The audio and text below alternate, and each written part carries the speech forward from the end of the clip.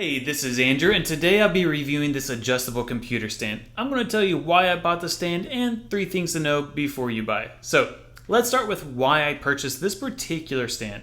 Probably like you, I was looking to improve my posture, especially since I spend a lot of time at my desk.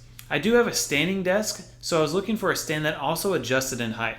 Plus, I travel and work remotely, so I was wanting a lightweight but sturdy stand that could easily travel with me.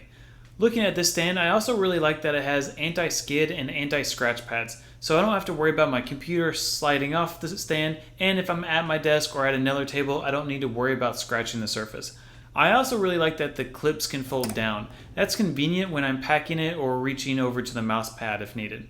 The first thing you should know is that the stand can hold up to a 15.7-inch laptop, which is the size of a MacBook Pro. If you have a larger computer, then it's probably recommended you get the stand with a larger base. I do have a MacBook Air, so for me, this fits perfectly. The second thing is that when buying a stand, you want to make sure the stand allows for airflow at the bottom as to avoid your computer overheating. As you can see, this stand has 2 large spaces to allow for airflow.